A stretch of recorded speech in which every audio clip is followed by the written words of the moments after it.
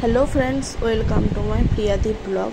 आज के आमी चाना मसला रेसिपि बानिए देखाबो। चाना मसला जे कोनो छोटोखाटो अनुष्ठान बा कोनो पुजो पार्बण बा जे कोनो समये बानिए नेওয়া যায়। चाना मसलार साथे तो रुटी, परोटा, लुचि, नान, पुरी बा भटोरार साथे बेश भालोई लागे। ताछाड़ाओ जिरा राइस बा फ्राइड राइसेर साथे तो चाना मसला दुर्दान्त लागे।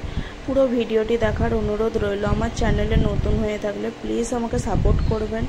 चाना मसला रेसिपि बानानोर जोन्नो आमी काबुली छोलाके ओभारनाइट भिजिए रेखेछिलाम এবং কাবলি ছোলাটাকে ভালো করে ধুয়ে নিয়ে কুকারের মধ্যে দেওয়ার পর 1 চামচ লবণ এবং পরিমাণ মতো জল, একটি সাদা কাপড়ের মধ্যে কিছু চাপাতির গুঁড়ো নিয়ে সাদা কাপড়টাকে ভালোভাবে বেঁধে কুকারের মধ্যে দিয়ে দেব। তাছাড়াও টি ব্যাগও ইউজ করা যায়। তো সিটি দেওয়ার পর চানা মশলাটাকে নামিয়ে নিয়ে মশলাটা কষে নেওয়ার জন্য কড়াইতে তেল গরম করে অল্প পরিমাণ হিং দিয়ে তার মধ্যে কুচনো পেঁয়াজ দিয়ে পেঁয়াজটাকে ভালোভাবে ভাজা করে নেব। পেঁয়াজটা ভাজা করার সময় 3টে চেরা কাঁচা লঙ্কা দিয়ে দেব। এখানে পেঁয়াজ আমি কুচনো পেঁয়াজ দিয়ে চানা মশলাটা বানাচ্ছি, পেঁয়াজের পেস্ট দিয়েও বানিয়ে নেওয়া যায়। এবং পেঁয়াজ কুচিটা যখন বাদামি বর্ণের কালারটা চলে আসবে তখন একটি বড় সাইজের টমেটো কুচি, তার সাথে 1 চামচ লবণ দিয়ে দেবো যাতে টমেটোটা খুব তাড়াতাড়ি নরম হয়ে যায়।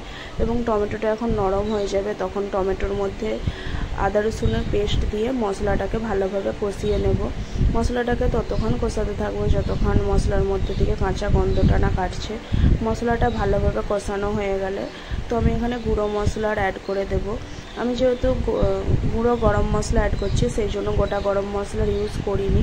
গুঁড়ো মশলার মধ্যে আমি এখানে জিরের গুঁড়ো 1/2 চামচ এবং ধনিয়া গুঁড়ো আর তার সাথে গরম মশলা গুঁড়ো 1 চামচ এবং হলুদ ও লঙ্কার গুঁড়ো 1 চামচ দিয়ে দিলাম। আমি এখানে রেড চিলি পাউডার ইউজ করছি যাতে কালারটা খুব সুন্দর আসে। এরপরে হলুদ গুঁড়ো দেওয়ার পর মশলাটাকে ভালোভাবে মিশিয়ে নিয়ে অল্প পরিমাণ জল দিয়ে মশলাটাকে খুব ভালো করে কষিয়ে নেব।